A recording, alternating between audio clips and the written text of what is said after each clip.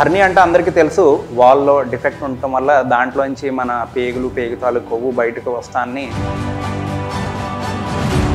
రకరకాల హర్నియాలు ఉంటాయి. Like ఇంగ్వానల్ hernia అంటాం, వెంట్రల్ హర్నియా అంటాం, ఇన్సిషనల్ హర్నియా అంటాం, ఎపిగాస్ట్రిక్ హర్నియా అంటాం. ఇంగ్వానల్ హర్నియాను ఓపెన్ పద్ధతిలో చేయటం వల్ల ఏంటంటే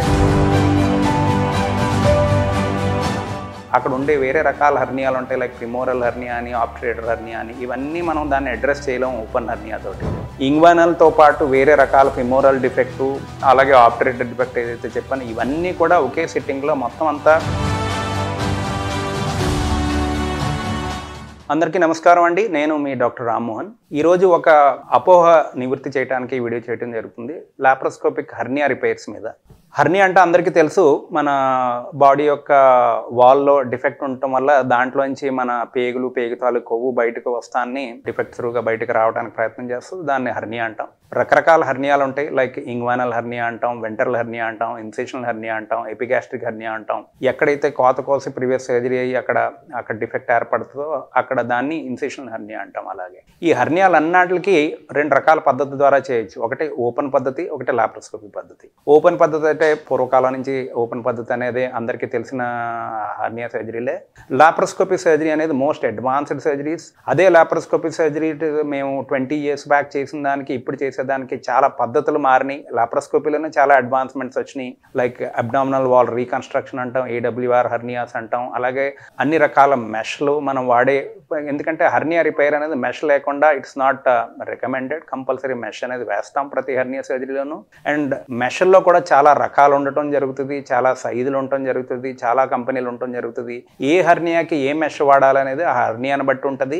and if there is a trained surgeon, మీ దగ్గర ఆ సర్జన్ హర్నియాలు లాప్రోస్కోపీ పద్ధతిలో చేయటం బాగా అలవాటు ఉండి ఎక్కువ సర్జరీలు చేయటం అయితే డెఫినెట్గా లాప్రోస్కోపీయే అడ్వాంటేజ్ పేషెంట్కి. ఏంటి benefit from laparoscopy open surgery అంటే, లాప్రోస్కోపీ ద్వారా చేసే ఏదైతే ఉంటుందో తక్కువ హ్యాండ్లింగ్ ఉంటుంది, టిష్యూ పేషెంట్ పెయిన్ తక్కువ ఉంటుంది, అండ్ రికవరీ కూడా చాలా ఫాస్ట్గా ఉంటుంది లాప్రోస్కోపీ ద్వారా చేయటం వల్ల. అదే మనం ఒక ఎగ్జాంపుల్ తీసుకుందాం, ఇంగ్వానల్ హర్నియా అంటాం. ఇంగ్వానల్ హర్నియాను ఓపెన్ పద్ధతిలో చేయటం వల్ల ఏంటంటే కోత కోసి చేస్తారు. రెండు వైపులన సపోజ్ ఉందనుకోండి, రైట్ లెఫ్ట్ ఉంటుంది. రైట్ లెఫ్ట్ రెండు ఒకేసారి చేయాలంటే రెండు వైపులన కోత కోసి చేయవలసిన అవసరం ఉంటుంది. ఓపెన్ పద్ధతిలో చేసేటప్పుడు ఎప్పుడు కూడా చిన్న మెష్ వేయగలుగుతాం, ఎక్కువ పెద్ద మెష్ వేయలేం. అండ్ ఇంగ్వానల్ హర్నియాకు వాడే మెష్ ఓన్లీ ప్రొలీన్ మెష్ అనేదే వాడతాం ఎక్కువ. సో దాంట్లో చిన్న సైజు మెష్ వేయగలుగుతాం. అక్కడ ఉండే వేరే రకాల హర్నియాలు ఉంటాయి, లైక్ ఫిమోరల్ హర్నియా అని, ఆబ్ట్రేటర్ హర్నియా అని, ఇవన్నీ మనం దాన్ని అడ్రస్ చేయలేం ఓపెన్ హర్నియా తోటి. అదే లాప్రోస్కోపీ పద్ధతి ద్వారా చేయటం వల్ల ఏంటంటే రెండు వైపులన ఉన్న ఒకే సిట్టింగ్లో చేయగలుగుతాం. రెండు వైపులన పెద్ద సైజు మెష్ వేయగలుగుతాం. ఇంగ్వానల్తో పాటు వేరే రకాల ఫిమోరల్ డిఫెక్టు, అలాగే ఆబ్ట్రేటర్ డిఫెక్ట్ ఏదైతే చెప్పానో ఇవన్నీ కూడా ఒకే సిట్టింగ్లో మొత్తం అంతా మెష్ ద్వారా కవర్ చేసి దాన్ని కంప్లీట్ చేయడం జరుగుతుంది. ఇంకొక అపోహ ఏంటంటే, హర్నియాలో ఎందుకు కాస్ట్ వేరియేషన్ అనేది ఎందుకు వస్తుంది, కొంతమంది ఎక్కువ చెప్తున్నారు, కొంతమంది తక్కువ చెప్తున్నారు అనే అపోహ చాలా మందిలో ఉంటుంది. హర్నియాలో కాస్ట్ అనేది depends on the material what we are using. అంటే ఏ కంపెనీ మెటీరియల్ వాడుతున్నాం, ఎంత సైజు వాడుతున్నాం, దాంట్లో వాడే పరికరాలను బట్టే మన రేట్ వేరియేషన్ ఉంటుంది. అండ్ ఇప్పుడు కూడా హర్నియాలో మా సర్జికల్ ప్రిన్సిపల్ ఏంటంటే, ఎక్కడైతే డిఫెక్ట్ ఉందో దాని చుట్టూతా ఒక 3 to 5 centimeter అనేది మెష్ కవరేజ్ ఉండాలనేది మినిమం రిక్వైర్మెంట్ అనమాట. అండ్ మినిమం రిక్వైర్మెంట్ అంత సైజు మెష్ వేస్తేనే మనం కరెక్ట్గా వేసినట్టు ఆ డిఫెక్ట్ సైజుని బట్టి. అట్లానే ఇప్పుడు వచ్చే అడ్వాన్స్డ్ సూచర్ మెటీరియల్ అంటాం. అక్కడ కుట్టు ఒకప్పుడు ఏంటంటే జస్ట్ అలా డిఫెక్ట్ కనిపించగానే డిసెక్ట్ చేసి లాప్రోస్కోపీ అక్కడ మెష్ వేసి వచ్చేసేవాళ్ళం.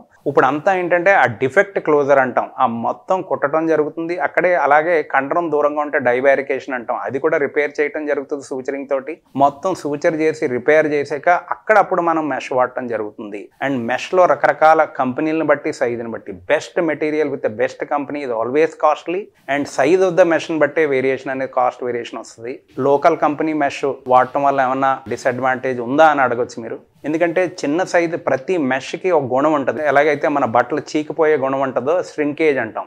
మెష్ శ్రింకేజ్ అనేది ప్రతి మెష్కి ఉంటుంది. బెస్ట్ క్వాలిటీ మెష్ అయితే శ్రింకేజ్ రేట్ చాలా తక్కువ ఉంటుంది, మేబీ అరౌండ్ 5 to 10% ఉండొచ్చేమో. అదే కొన్ని మెటీరియల్స్ ఎట్లా ఉంటుంది అంటే ఆల్మోస్ట్ 30% శ్రింకేజ్ ఉన్న మెటీరియల్ కూడా ఉంటుంది. సో మనం వేసినప్పుడు కరెక్ట్ సైజే వేసి ఉంటాం, కానీ ఆ మెష్ యొక్క శ్రింకేజ్ వల్ల ఆ మొత్తం ముడుచుకుపోయి హర్నియా మళ్ళీ రికరెన్స్ వచ్చే అవకాశం ఎక్కువ ఉంటుంది అనమాట. సో బెస్ట్ మెటీరియల్ తోటి అండ్ adequate size, ఏదో కాస్ట్ మీరు తగ్గించి చేయాలి అంటే కాస్ట్ మెష్ సైజ్ తగ్గించి వేయటం వల్ల డెఫినెట్గా పేషెంటే నష్టపోతారు. చివరికి వస్తులోకి అది మళ్ళీ తిరగబెట్టిందంటే మళ్ళీ ఇంకో సర్జరీకి ఇంకా ఎక్కువ కాస్ట్లీగా అవుతుంది. ఎందుకంటే ఒకసారి హర్నియా రిపేర్ మెష్ వేసి చేసాక మళ్ళీ చేయవలసి వస్తే కాస్ట్ ఆల్మోస్ట్ డబల్ అవుతుంది. సో అది గుర్తించుకొని best company mesh, best adequate size mesh చేయించుకొని అండ్ వెల్ ట్రైన్డ్ సర్జన్ దగ్గర చేయించుకోవడం వల్ల మీకు రికరెన్స్ వచ్చే అవకాశాలు తగ్గిపోతాయి, మళ్ళీ వచ్చే అవకాశాలు తగ్గిపోతాయి.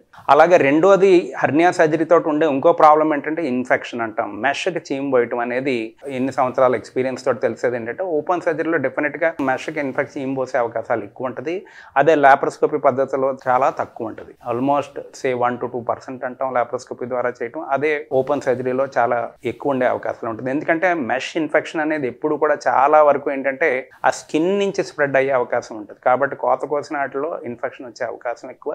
కొన్ని రకాల ఇన్ఫెక్షన్స్కి ఒక్కోసారి మన ఇమ్యూనిటీ లెవెల్ని బట్టి కూడా ఉంటుంది, లైక్ మెష్ యొక్క రియాక్షన్ బట్టి కూడా ఉంటుంది. మెష్ మీకు పడలేదనుకోండి, దాంట్లో చీము పోసే అవకాశం ఎక్కువ ఉంటుంది పేషెంట్కి, జస్ట్ లైక్ డ్రగ్ రియాక్షన్. అలానే రెండోది ఏంటంటే కొన్ని ఇమ్యూనో కాంప్రమైజ్డ్ స్టేట్స్ అంటాం. అంటే డయాబెటీస్ ఉన్న వాళ్ళు ఎక్కువ షుగర్ అన్కంట్రోల్ ఉండటం వల్ల వాళ్ళకి ఇన్ఫెక్షన్లు వచ్చే అవకాశాలు ఎక్కువ ఉంటాయి, మెష్కి చీము పోసే అవకాశం. ఇప్పుడు కూడా మెష్ ఇన్ఫెక్షన్ వచ్చింది అంటే చాలా సార్లు అది మనం ఇచ్చే మందులకు కానీ మనం చేసే డ్రెస్సింగ్లు కానీ తగ్గకపోయే అవకాశాలు ఎక్కువ ఉండి దాన్ని మళ్ళీ మొత్తం వేసిన మెష్ని తీసేయవలసిన అవసరం కూడా పడే అవకాశాలు ఉంటుంది. అది ఓపెన్ అయినా అంతే, లాప్రోస్కోపీ అయినా అంతే.